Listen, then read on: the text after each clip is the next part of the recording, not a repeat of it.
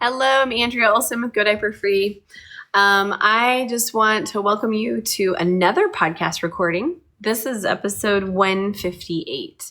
We're going to talk about something really interesting today, using the concept of EC to apply to catching your, wait for it, menstrual blood.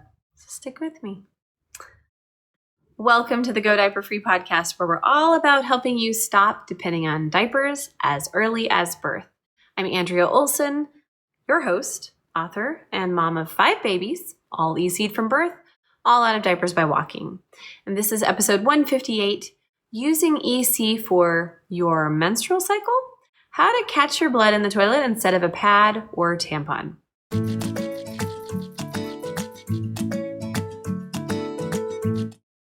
This is a guest post from our Go Diaper Free certified coach in California and one of our amazing Go Diaper Free team members, Jennifer Chu.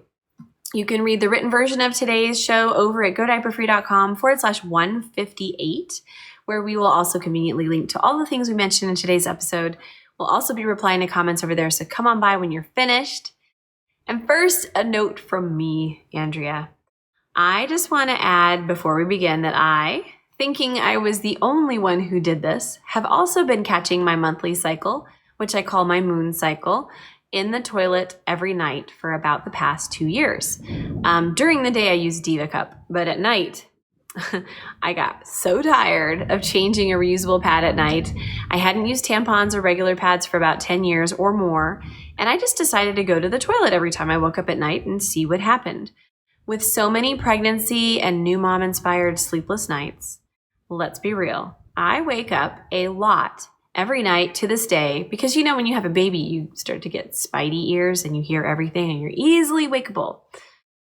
So yeah, every night. So why not? Why not just go and try to catch it in the toilet? So anyway, it turns out that when I went to the toilet, my blood would all end up in it. So I pared down to just having a thin reusable pad that I bought at some natural food store every night. And it's usually clean in the morning. It's there as a backup for when I am not quick enough or for when I have to run upstairs to a crying child and can't go potty myself first. But it's usually clean and dry, which is so funny because when I'm talking about that, if you didn't know I was talking about menstrual blood and myself, you would think I was talking about EC and my baby and their diaper backup and how it's dry unless I'm not quick enough.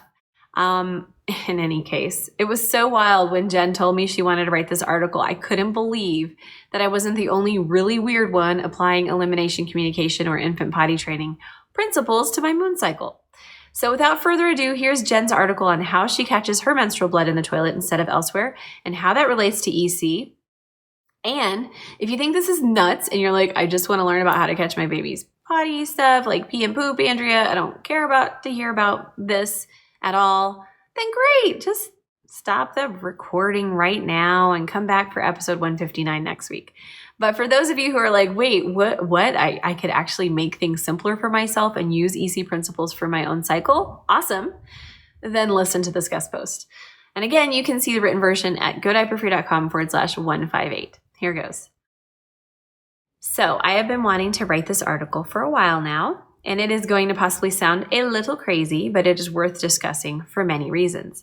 And while I can't get into every reason here in this article, I want to share the key points and takeaways, as it may be beneficial and hopefully helpful to other mamas and women alike. Before we get started, I think it is worth mentioning a little bit of the backstory. And please pardon me, as I will go into some details about my menstrual cycle and how this all came to be. I guess you could say this started when I first got my period in high school. I have always had really heavy periods.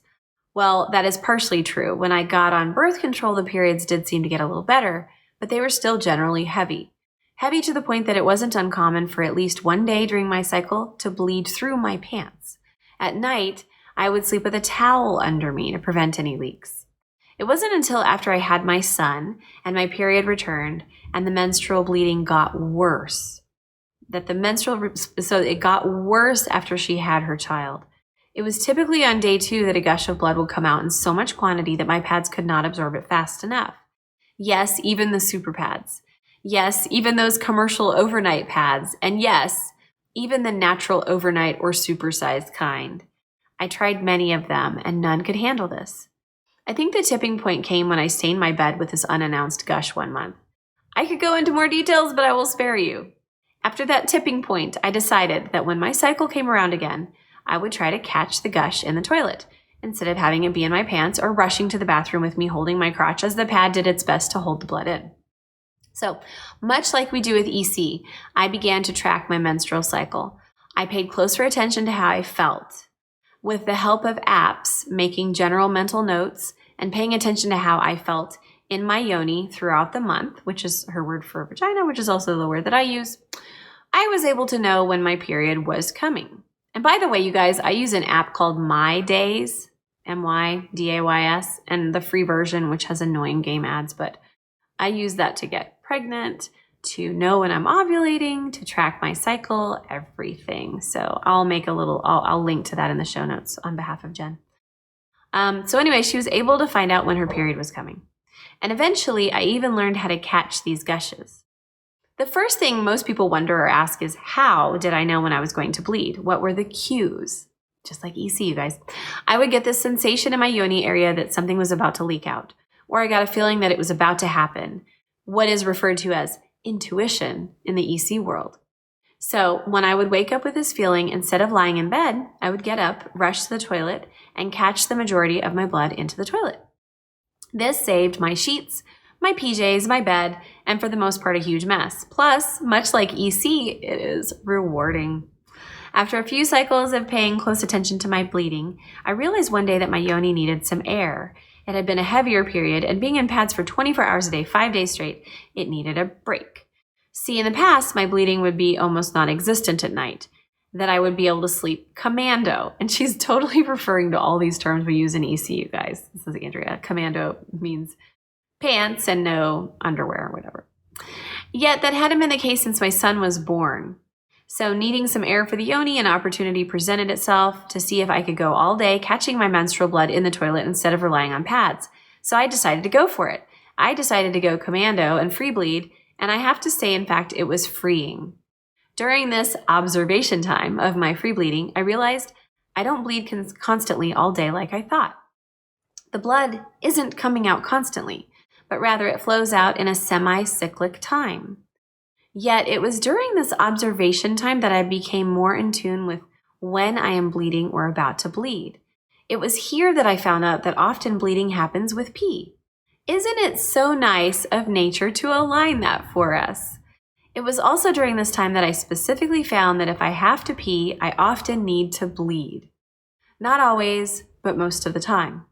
So when I am on my period, and when that first feeling arises that I need to go to the bathroom, I go, so that most of the blood ends in the toilet.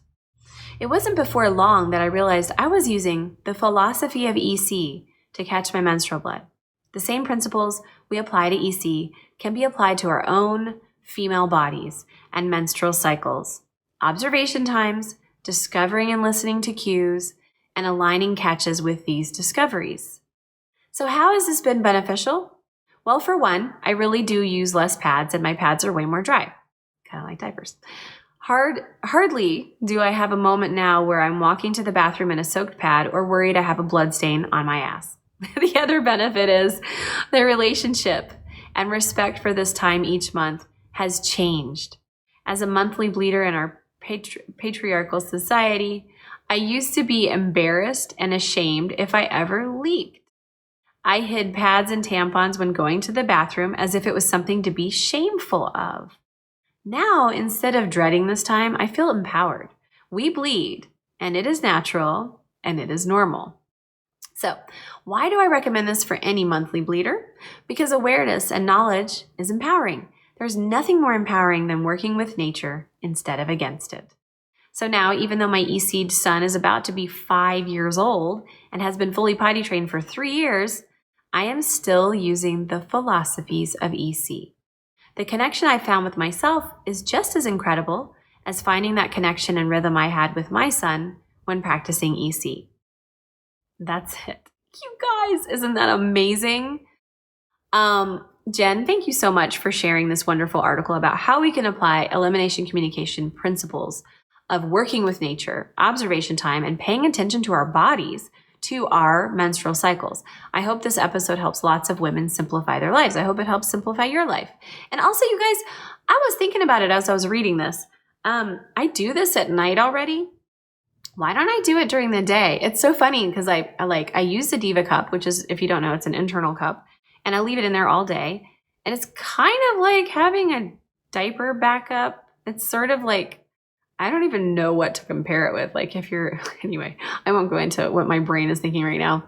But what if instead of that, because I notice when I go to the bathroom, I'm very sensitive and I can feel what's going on. I believe that when I pee, I also bleed.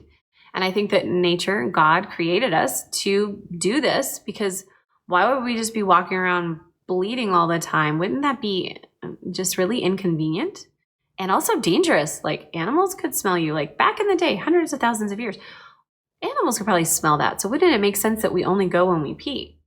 And this is very interesting. So definitely leave a comment, because I want to have a conversation about this with you guys, and Jen does too.